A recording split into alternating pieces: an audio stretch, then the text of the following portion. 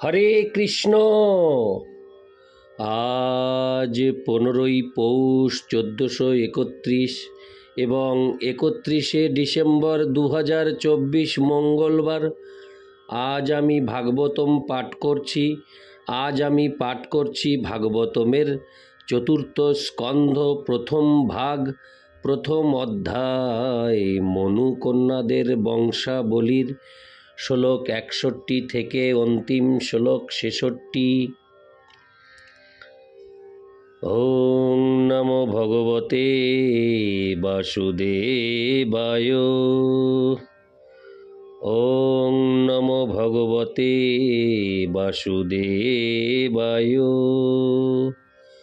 ওম নমো ভগবতে বাসুদেবায়। শ্লোক 61। তেব্যহগ্নয় সমভবন চত্বারিংশচ্চ পঞ্চ চ ত এবৈকোনপঞ্চাশৎ শাকং পিতৃপিতামহী।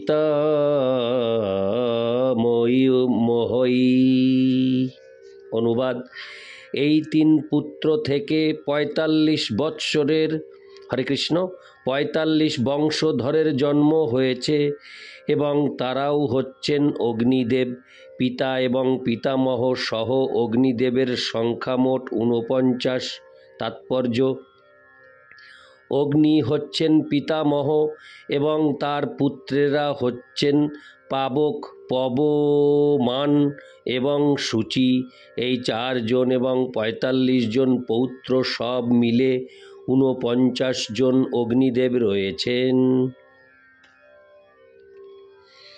ইতি শ্লোক 61। শ্লোক 62।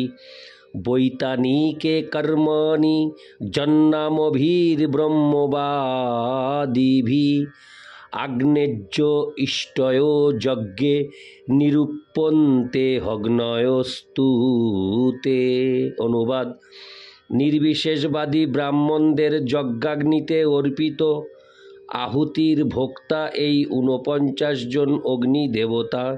তাৎপর্য: যে নির্বিশেষবাদীরা বৈদিক ফলাশ্রয়ী সকাম যজ্ঞাদি অনুষ্ঠান করে তারা বিভিন্ন অগ্নিদেবের প্রতি আকৃষ্ট এবং তাদের নামে আহুতি অর্পণ করে থাকে।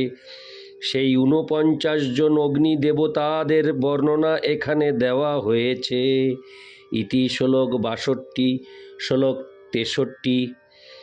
অগ্নিস্বাত্তা বর্হিষদ সৌম্যা পিতর আজ্যোপা সাগ্নয় হনগ্নয়োস্তেষাং পত্নী দাক্ষায়ণী সধা।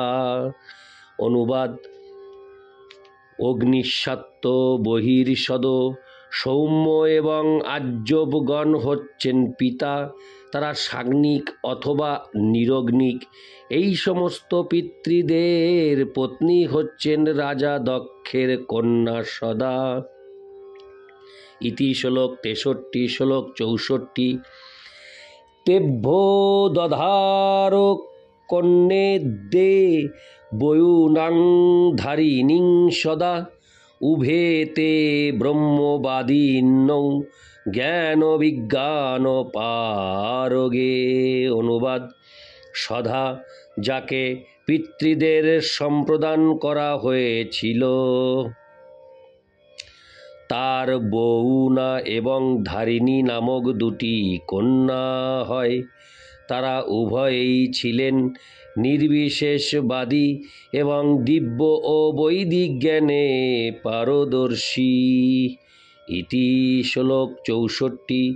শ্লোক 65।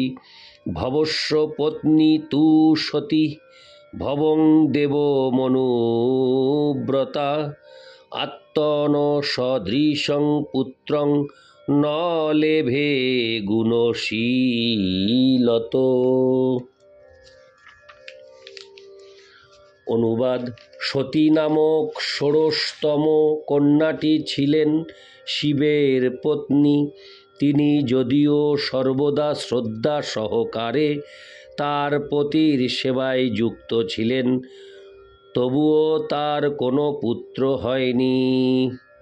ইতি শ্লোক 65। শ্লোক 66। পিতর্য প্রতিরূপে সে ভবায়ানাগসে রুষা অপ্রৌঢ়ৈবাত্তনাত্তানাম জহাদ সং। হরে কৃষ্ণ। জহাদ যোগ সংযুতা।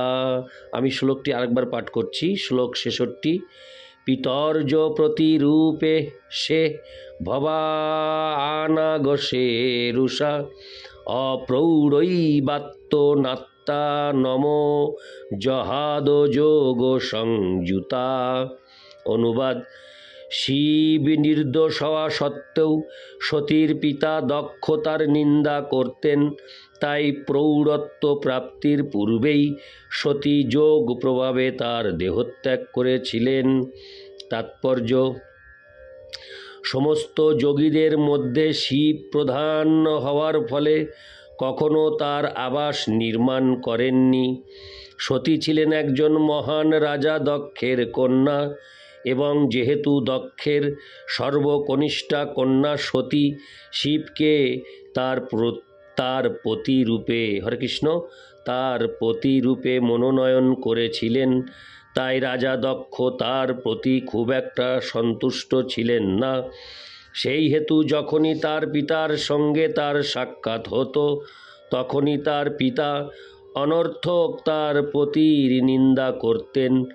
যদিও শিব ছিলেন নির্দোষ, সেই কারণে প্রাপ্তবয়স্ক হওয়ার পূর্বেই সতী তার পিতৃদত্ত শরীর ত্যাগ করেছিলেন, এবং তাই আর কোনো সন্তান হয়নি। হরে কৃষ্ণ। এবং তাই তার কোনো সন্তান হয়নি। ইতি শ্লোক 66। এই 66 শ্লোকের মাধ্যমেই সমাপ্ত হল চতুর্থ স্কন্দের প্রথম ভাগ, প্রথম অধ্যায়। ইতি শ্রীমদ্ভাগবতের চতুর্থ স্কন্দের মনুকন্যাদের বংশাবলী নামক প্রথম অধ্যায়ের ভক্তি বেদান্ত তাৎপর্য। ওং নমো ভগবতে বাসুদেবায়।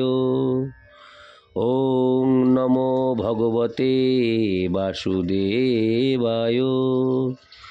ওং নমো ভগবতে বাসুদেবায়। হরে কৃষ্ণ কৃষ্ণ কৃষ্ণ হরে হরে, হরে রাম রাম রাম হরে হরে। হরে কৃষ্ণ।